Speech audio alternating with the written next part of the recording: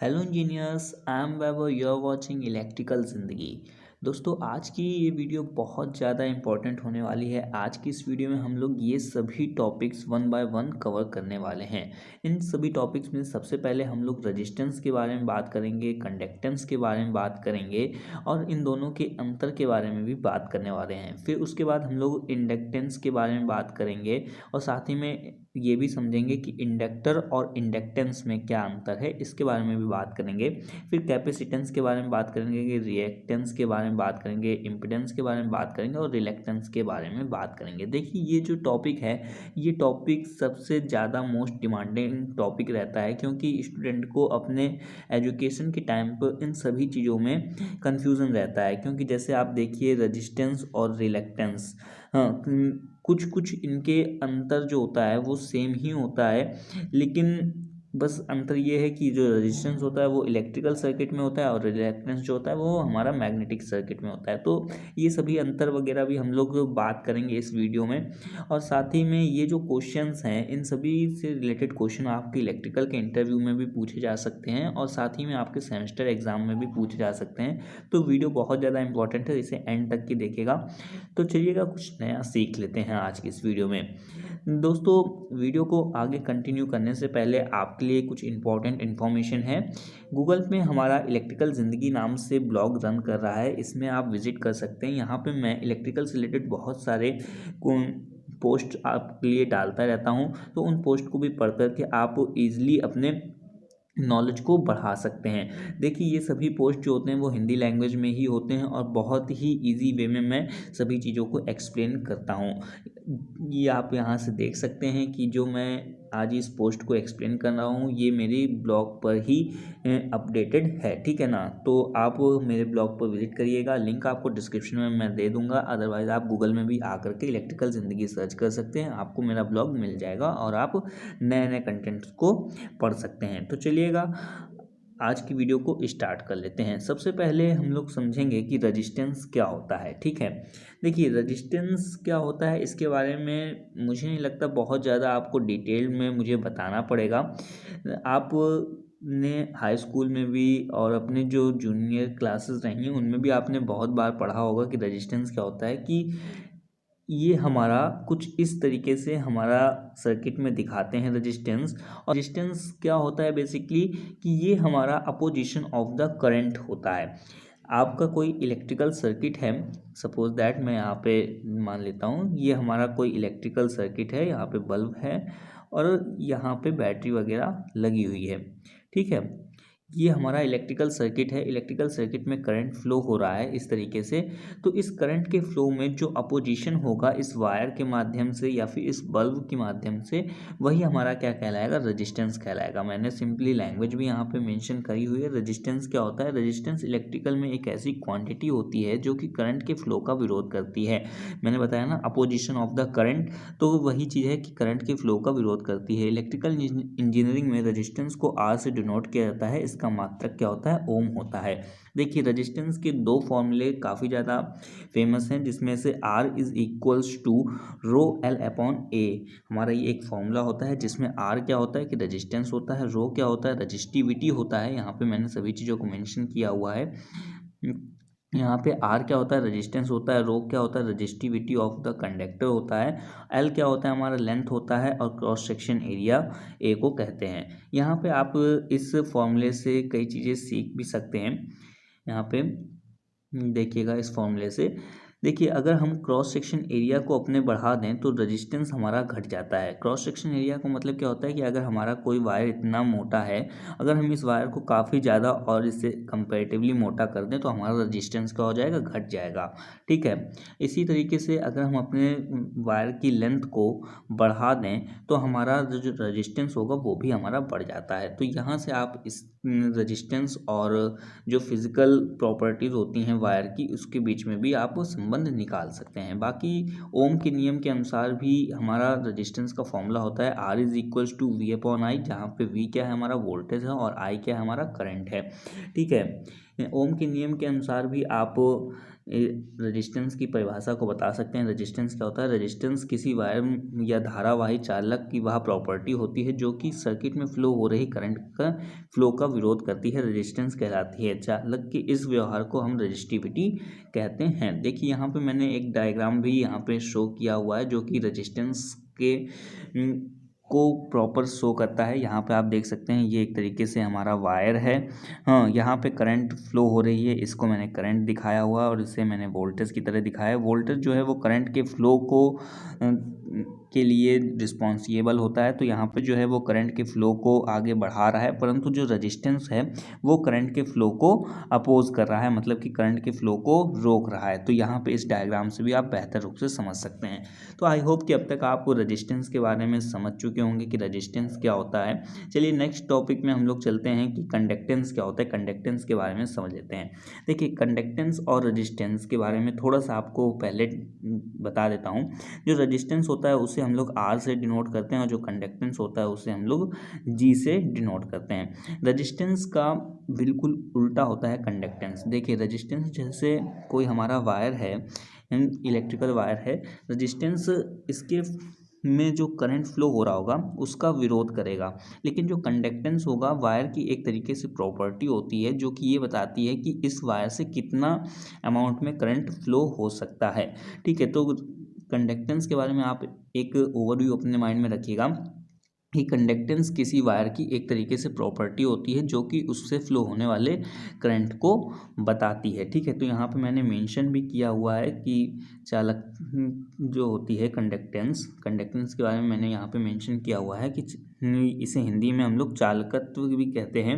और इसको परिभाषा में हम लोग यहाँ पे मेंशन कर सकते हैं कि प्रतिरोध के व्युत्क्रम को चालकत्व कहते हैं। इसे जी से व्यक्त करते हैं, मैंने आपको बताया था। इसकी जो इकाई होती है वो ओम इनवर्स या फिर सीमेंस होती है, या फिर इसे हम लोग मोह भी कहते हैं। यहाँ पे आप देख सकते हैं कि जो हमारा कंडक्टेंस होता है जी, ये हमारा रेसिप्रोकल होता है, इन्वर्सली प्रोपोर्शनल होता है आर के। तो आर अगर हमारा किसी वायर का बढ़ रहा है, मान लीजिए ये हमारा कोई कंडक्टर है, इसका आर जो है वो बढ़ा हुआ है, तो उसका हमारा कंडक्टेंस क्या होगा? घट जाएगा, राइट। इसी तरीके से अगर हमारा किसी वायर को मोटा कर देते हैं या फिर उसकी लेंथ को हम लोग कम कर देते हैं कंपैरेटिवली उसकी पहली वाली लेंथ के, तो हमारा रेजिस्टेंस जो होगा वो कम हो जाएगा, तो हमारा जो कंडक्टेंस होगा वो क्या हो जाएगा? बढ़ जाएगा। तो आप अब तक कंडक्टेंस और रेजिस्टेंस के बीच में संबंध को समझ चुके होंगे। फिर भी अगर आपके मन में कोई डाउट होता है तो आप को वो भी मैं क्लियर कर दूंगा आगे थोड़ी देर में। यहाँ पे आप कंडक्टेंस का फॉर्मूला भी देख सकते हैं, जो G इज इक्वल्स टू क्या होता है आपका सिग्मा A अपॉन एल। ठीक है, यहाँ पे इस तरीके से भी आप दिखा सकते हैं, रो को 1 अपॉन में कर सकते हैं या फिर सिग्मा A अपॉन एल भी आप यहाँ पे शो कर सकते हैं। बेसिकली जो सिग्मा होता है, sigma is proportional to 1 upon rho होता है। ठीक है, तो यहाँ पे आप सिग्मा की जगह में अगर रो रख देंगे तो 1 यहाँ पे रो जो होगा वो नीचे आ जाएगा। ठीक, तो यहाँ पे क्या है कि ए क्या है? Cross section area of the wire, और एल क्या है? हमारा लेंथ ऑफ द वायर, और सिग्मा क्या है? कंडक्टिविटी है, और यहाँ पे ये जी जो है वो हमारा कंडक्टेंस रिप्रेजेंट करता है। ठीक है, तो आई होप कि अभी तक आप समझ गए होंगे, और यहाँ पे मैंने ये भी लिख दिया है, आप इसे मेरी वेबसाइट पे जब विजिट करेंगे तो भी आप पढ़ सकते हैं कि कंडक्टर की लंबाई बढ़ाने पर उसका कंडक्टेंस जो होता है वो घटता है। आपने देखा था कि रेजिस्टेंस में लंबाई अगर बढ़ाते तो रेजिस्टेंस बढ़ता था, तो यहाँ पे लंबाई बढ़ाने पे कंडक्टेंस जो होगा वो घटेगा, और कंडक्टर का क्रॉस सेक्शन एरिया बढ़ाने पे कंडक्टेंस बढ़ता है। तो अब तक आप कंडक्टेंस के बारे में समझ गए होंगे, पर अगर अभी भी आपके मन में यहाँ पे रेजिस्टेंस और कंडक्टेंस के बीच में अंतर नहीं कर पा रहे हैं तो वो मैं आपको बता देता हूँ कि यहाँ पे रेजिस्टेंस और कंडक्टेंस के बीच में अंतर क्या होता है कि करंट कैरिंग कंडक्टर में रेजिस्टेंस करंट के फ्लो का विरोध करता है, वहीं कंडक्टेंस वायर की गुणवत्ता को बताता है, और अधिक रेजिस्टेंस वाले कंडक्टर का कंडक्टेंस कम होता है, या यूँ भी कहा जा सकता है कि कम रेजिस्टेंस वाले कंडक्टर का कंडक्टेंस अधिक होता है। तो आई होप कि अब आप ये समझ गए होंगे कि रेजिस्टेंस और कंडक्टेंस क्या होता है, और इनके बीच का जो मेनली डिफरेंस होता है वो भी अब तक आप समझ गए होंगे। तो चलिए अभी हम लोग बात कर लेते हैं इंडक्टेंस क्या होता है। देखिए दोस्तों, रेजिस्टेंस और कंडक्टेंस के बाद में इंडक्टेंस को बताने से पहले मैं चाहता हूं कि आप इंडक्टर के बारे में समझें कि इंडक्टर क्या होता है। यहाँ पे मैंने इंडक्टर के बारे में भी मेंशन किया हुआ है कि इंडक्टर क्या होता है। देखिए, जो हमारा वायर होता है इलेक्ट्रिकल में, अगर हम इस वायर को कई बार राउंड कर दें या फिर कॉइल में हम लोग बदल दें या फिर वाइंडिंग में बदल दें, हालांकि कॉइल और वाइंडिंग में भी काफ़ी अंतर होता है। इस पर हम लोग किसी और वीडियो में डिटेल बात करेंगे। इसके लिए आप हमारे चैनल को सब्सक्राइब कर लीजिएगा, व्हाट्सएप ग्रुप और टेलीग्राम ग्रुप को भी ज्वाइन कर लीजिएगा, लिंक मैं डिस्क्रिप्शन में दे दूँगा। और जितनी भी वीडियो आती हैं आप उनके बारे में भी अपडेट पा सकते हैं। बाकी यहाँ पे अभी आपको समझने की ज़रूरत है कि जो हमारा इंडक्टर होता है वो क्या होता है। एक हमारा इलेक्ट्रिकल वायर है, अगर हम इस इलेक्ट्रिकल वायर को कई सारे कॉइल्स में कन्वर्ट कर दें या फिर वाइंडिंग में कन्वर्ट कर दें तो वो हमारा क्या किस तरीके से काम करता है, एक तरीके से इंडक्टर की तरह काम करता है। यहाँ पे मैंने मेंशन किया हुआ है, आप देख सकते हैं। जब किसी सीधे चालक तार को कई बार घुमा दिया जाता है तो उससे बनने वाली युक्ति को इंडक्टर कहते हैं। इंडक्टर का अन्य नाम क्या होता है कि चोक, जो आप देखते हैं कि रॉड वगैरह में, पुराने वाले रॉड में चोक लगाई जाती थी, तो वही चोक होती है या फिर कुंडली भी कहते हैं। तो इस तरीके से देखिए सीधे तार को किस तरीके से राउंड राउंड कर दिया गया है, ठीक है। तो ये हमारा क्या कहलाता है, इंडक्टर कहलाता है। अब समझने में आसानी होगी इंडक्टेंस को। तो यहाँ पे आप देख सकते हैं कि इंडक्टेंस क्या होता है। इंडक्टेंस जो होता है कि इंडक्टर विद्युत ऊर्जा को चुंबकीय ऊर्जा में रूपांतरित करके स्वयं में स्टोर कर लेता है। इंडक्टर की इस प्रॉपर्टी को क्या कहते हैं, इंडक्टेंस कहते हैं। इसका मात्रक हेनरी होता है। देखिए, जो हमारा इंडक्टर होता है, मैंने आपको इसका सिंबल भी बताया था, कुछ इस तरीके से हमारा इंडक्टर का सिंबल होता है। ये क्या करता है, जब इसके अक्रॉस हम लोग इलेक्ट्रिसिटी को फ्लो कराते हैं तो ये कुछ इलेक्ट्रिसिटी को अपने अंदर स्टोर कर लेता है। किस रूल के अकॉर्डिंग कर लेता है, तो फैराडे के नियम के अनुसार ये कर लेता है, ठीक है। तो आपने को पता है कि फैराडे के नियम के अनुसार यहाँ पे सेल्फ ईएमएफ वगैरह जनरेट होगा, फ्लक्स वगैरह एक दूसरे से लिंक करेंगे। इस वजह से क्या होता है कि ये अपने अंदर इलेक्ट्रिसिटी को मैग्नेटिक फॉर्म में स्टोर कर लेता है। जो ये इंडक्टर होता है, ये अपने अंदर जो इलेक्ट्रिसिटी को स्टोर कर लेता है मैग्नेटिक फॉर्म में, इसी को क्या कहते हैं, इंडक्टेंस कहते हैं। तो वही चीज़ मैंने यहाँ पे मेंशन किया हुआ है कि इंडक्टेंस क्या होता है। इंडक्टर विद्युत ऊर्जा को चुंबकीय ऊर्जा में रूपांतरित करके स्वयं में स्टोर कर लेता है। मैंने बताया ना कि जो इंडक्टर होता है वो अपने अंदर इलेक्ट्रिकल एनर्जी को यहाँ पे मैग्नेटिक एनर्जी में कन्वर्ट करके अपने अंदर स्टोर कर लेता है। वो किस तरीके से करता है, वो फैराडे के इलेक्ट्रोमैग्नेटिक इंडक्शन के रूल्स के अकॉर्डिंग करता है। और इसी प्रॉपर्टी को क्या कहते हैं, इंडक्टेंस कहते हैं। इसका मात्रक क्या होता है, हेनरी होता है। तो आई होप कि अभी तक आप इंडक्टर और इंडक्टेंस के बारे में समझ गए होंगे।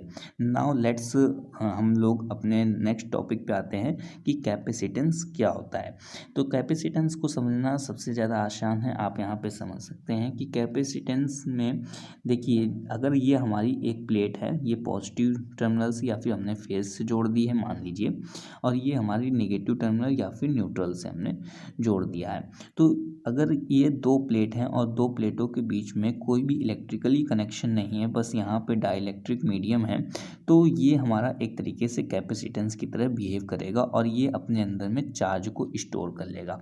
अब आपके माइंड में क्वेश्चन आ सकता है कि कैपेसिटेंस भी हमारा चार्ज को स्टोर कर रहा है और इंडक्टर भी एनर्जी को स्टोर कर रहा है, क्या अंतर है। तो यहाँ पे समझिएगा, जो इंडक्टर होता है वो हमारा मैग्नेटिक फॉर्म में एनर्जी को स्टोर करता है, पर यहाँ पे जो कैपेसिटर होता है ये हमारा चार्ज के फॉर्म में इलेक्ट्रिसिटी को स्टोर करता है। मतलब कि ये वोल्टेज को स्टोर करता है और जो इंडक्टर होता है वो हमारा करंट को स्टोर कर रहा होता है, राइट। तो अब तक आप इंडक्टर और वो कैपेसिटर में भी अंतर समझ जाएंगे।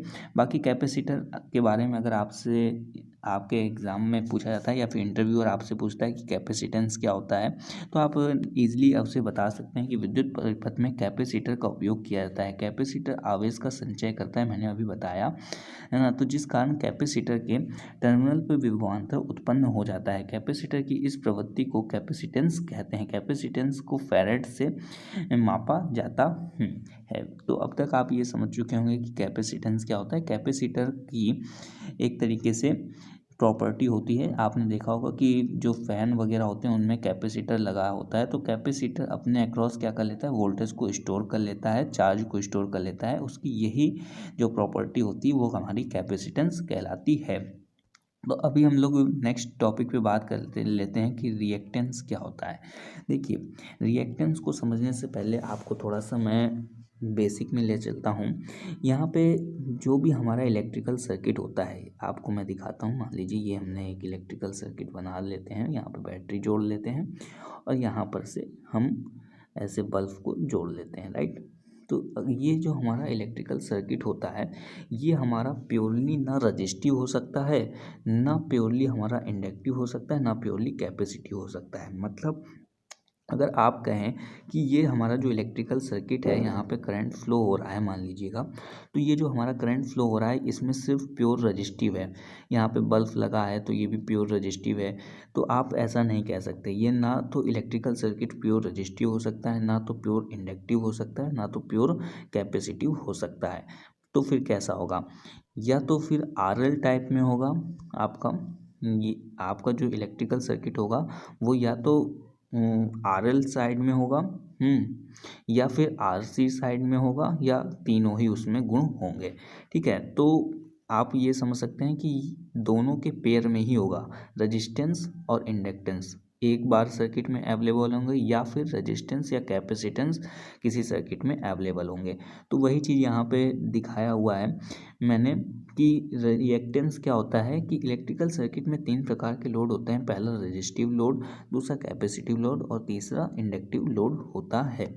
नेक्स्ट मैंने आपको क्या बताया हुआ है कि इलेक्ट्रिकल सर्किट में रिएक्टेंस दो प्रकार का होता है, एक इंडक्टिव रिएक्टेंस, एक कैपेसिटिव रिएक्टेंस। इंडक्टिव रिएक्टेंस क्या होता है? इस प्रकार के सर्किट में रजिस्टेंस और इंडक्टर दोनों सीरीज में होते हैं। मैंने बताया था ना कि आरएल, देखिए यहाँ पे जो रजिस्टेंस है वो भी हमारा है और एल भी हमारा क्या है, इंडक्टेंस भी हमारा सीरीज में है। अभी मैंने आपको इलेक्ट्रिकल सर्किट बना के दिखाया था, फिर से आपको रिवाइंड करा देता हूँ। यहाँ पे देखिए आप, यहाँ पर मैं एक बल्ब लगा देता हूँ। यहाँ पे ये जो बल्ब है ये हमारा किस तरीके का काम कर रहा है? एक तरीके से इंडक्टर का काम कर रहा है। और बाकी ये यहाँ पे ये जो हमारा वायर है इसमें कुछ ना कुछ रजिस्टेंस तो होगा ही ना, तो यहाँ पे ये हमारा आरएल सर्किट बन जाता है। तो इसी को क्या कहते हैं हम लोग? इंडक्टिव रिएक्टेंस कहते हैं। ठीक है, तो जो इंडक्टिव रिएक्टेंस होता है वो भी हमारा रिएक्टेंस के अंडर ही में आता है। और कैपेसिटिव रिएक्टेंस में क्या होता है कि यहाँ पे आप देख सकते हैं रजिस्टेंस और कैपेसिटेंस वो सीरीज में होते हैं। तो इस प्रकार के सर्किट को हम लोग क्या कहते हैं? कैपेसिटिव रिएक्टेंस कहते हैं। तो जो हमारा इंडक्टिव रिएक्टेंस होता है उसका जो फॉर्मूला होता है XL is equals to omega L होता है, जहाँ पे ओमेगा की वैल्यू क्या होती है? 2 पाई एफ होती है।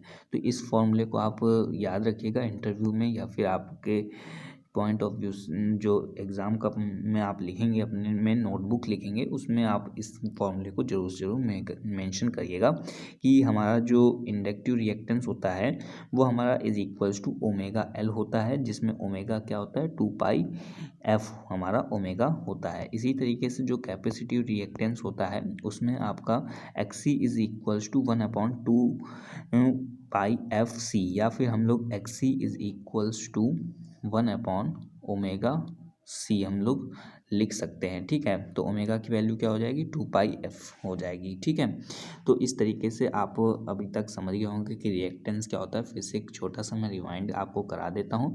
रिएक्टेंस क्या होता है इसके बारे में आप समझ सकते हैं कि जो हमारा इलेक्ट्रिकल सर्किट होता है वो ना तो प्योरली रजिस्टिव होगा, ना तो प्योरली इंडक्टिव होगा, ना तो प्योरली वो हमारा कैपेसिटिव होने वाला है। तो फिर कैसा होगा कि या तो हमारा रजिस्टिव और इंडक्टिव टाइप का होगा सर्किट, या तो फिर रजिस्टिव और कैपेसिटिव टाइप का होगा। तो जो रजिस्टिव और इंडक्टिव टाइप का हमारा सर्किट होता है उसको हम लोग इंडक्टिव रिएक्टेंस कहते हैं, और जो हमारा रजिस्टिव और कैपेसिटिव टाइप का होता है उसे हम लोग कैपेसिटिव रिएक्टेंस कहते हैं। बाकी फॉर्मूला वगैरह मैंने आपको बता दिया है, तो आप इसे अपने माइंड में रखिएगा। बाकी रिवीजन के लिए आप मेरे ब्लॉग पर विजिट कर सकते हैं। तो आई होप कि अब तक आप रिएक्टेंस के बारे में भी समझ गए होंगे। अब इम्पिडेंस के बारे में समझ लेते हैं। देखिए, पॉसिबिलिटी है कि हमारे सर्किट में रजिस्टेंस भी हो, साथ में हमारा इंडक्टेंस भी हो, और साथ में हमारा कैपेसिटेंस भी हो। यहाँ पे मैंने सर्किट दिखाया भी हुआ है कि एक ही सर्किट में ये तीनों ही क्वांटिटीज़ यहाँ पे अवेलेबल हैं। तो आप यहाँ पे समझ सकते हैं जब इलेक्ट्रिकल सर्किट में तीनों प्रकार के लोड सीरीज़ में जुड़े होते हैं तो इनसे प्राप्त क्वांटिटी हम लोग इम्पिडेंस कहते हैं। इसे जेड से व्यक्त किया जाता है और इसका मात्रक क्या होता है? ओम होता है। रिएक्टेंस का मात्रक क्या था, हेनरी था, ठीक है ना।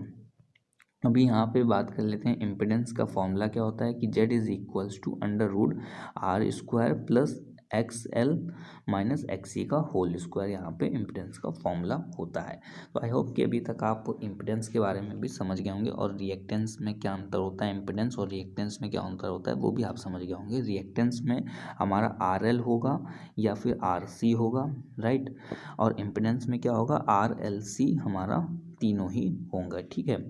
अभी यहाँ पे रिलेक्टेंस के बारे में समझ लेते हैं, आखिरी हमारा टॉपिक है ये। देखिए जिस तरीके से इलेक्ट्रिकल सर्किट में हमारा रजिस्टेंस होता है उसी तरीके से मैग्नेटिक सर्किट में हमारा रिलेक्टेंस होता है, ठीक है। अब यहाँ पे समझने वाली बात है, जो हमारा इलेक्ट्रिकल सर्किट होता है दोस्तों, आपको पता है कि जो हमारा इलेक्ट्रिकल सर्किट होता है उसमें हमारा करंट फ्लो हो रहा होता है। क्या फ्लो होता है, करंट फ्लो होता है। अब करंट के फ्लो को जो अपोजिट डायरेक्शन में, या फिर आप ये समझ सकते हैं करंट के फ्लो का जो अपोजिट जो करता है वो हमारा रजिस्टेंस कहलाता है। क्या कहलाता है, रजिस्टेंस कहलाता है। फिर से एक बार बता देता हूँ, करंट के फ्लो का जो अपोजिशन करता है वो हमारा रजिस्टेंस कहलाता है। इसी तरीके से जो हमारा मैग्नेटिक सर्किट होता है ये एक अलग से टॉपिक है, इसे आप को मैं फिर किसी नेक्स्ट वीडियो में बता दूंगा, लेकिन अभी के लिए आप इतना समझ सकते हैं, जो हमारा मैग्नेटिक सर्किट होता है उसमें फ्लक्स फ्लो होता है। जैसे आपका इलेक्ट्रिकल सर्किट में करंट फ्लो होता है उसी तरह मैग्नेटिक सर्किट में हमारा फ्लक्स फ्लो होता है। जो फ्लक्स का अपोजिशन करता है उसी को हम लोग क्या कहते हैं, रिलेक्टेंस कहते हैं, ठीक है। तो रजिस्टेंस और रिलेक्टेंस में थोड़ा सा अंतर होता है, बस ये अंतर होता है, दोनों ही अपोजिशन करते हैं, लेकिन अपोजिशन कौन किसका कर रहा है ये अंतर है, और कौन सा सर्किट है। जो रेजिस्टेंस होगा वो हमारा करंट का पोजीशन करेगा, और इलेक्ट्रिकल सर्किट में होगा, यहाँ पे मैं लिख देता हूँ, इलेक्ट्रिकल सर्किट में होगा जो रिलेक्टेंस होगा जो हमारा, वो हमारा फ्लक्स का अपोजिशन करेगा, और ये मैग्नेटिक सर्किट में होता है। यहाँ पे मैंने मेंशन किया हुआ है, आप इसे पढ़ सकते हैं। रिलेक्टेंस क्या होता है, जिस तरीके से AC सर्किट में रेजिस्टेंस करंट के फ्लो का अपोजिशन करता है उसी तरीके से मैग्नेटिक सर्किट में रिलेक्टेंस फ्लक्स का। होप कि अब तक आपको जो मैंने टारगेट बताया था चीज़ों के बारे में वो आप समझ गए होंगे। यहाँ पे आपको अगर मेरी वीडियो पसंद आती है तो अपने दोस्तों के साथ में शेयर करिएगा, और हमारे व्हाट्सएप ग्रुप और टेलीग्राम ग्रुप को ज्वाइन नहीं किया तो बिल्कुल हमारे व्हाट्सएप ग्रुप और टेलीग्राम ग्रुप को ज्वाइन कर लीजिए। इलेक्ट्रिकल से रिलेटेड अगर कोई भी माइंड में क्वेरी या फिर क्वेश्चन होता है या वीडियो के रिगार्डिंग सजेशन, तो आप मुझे इस व्हाट्सएप नंबर पर मैसेज कर सकते हैं। और वो इलेक्ट्रिकल से रिलेटेड मैंने बहुत सारी पोस्ट अपने ब्लॉग पर डाली हुई, तो आप इन्हें भी आकर के पढ़ सकते हैं। और भी नई जो मैं पोस्ट डालता हूं उनकी नोटिफिकेशन पाने के लिए आप मेरे ब्लॉग पे आकर के मुझे यहाँ पे फॉलो का आपको बटन मिल जाएगा, वहाँ पे आप मुझे आकर के फॉलो भी कर सकते हैं। बाकी आप इंजीनियरिंग से पढ़ाई कर रहे हैं तो आप अपनी बुक्स वगैरह को भी हमारे यहाँ से डाउनलोड कर सकते हैं, और हाल ही में मैंने कई सारी आपके लिए बुक्स की PDF बना करके भी मैं आपको अवेलेबल करा रहा हूँ। साथ ही में आपको मैंने क्वेश्चन बैंक्स भी अवेलेबल करा दी हैं, तो आप उसे भी डाउनलोड करके पढ़ सकते हैं। तो चलिएगा दोस्तों, मिलते हैं नेक्स्ट वीडियो में नेक्स्ट टॉपिक के साथ। Take care, bye bye.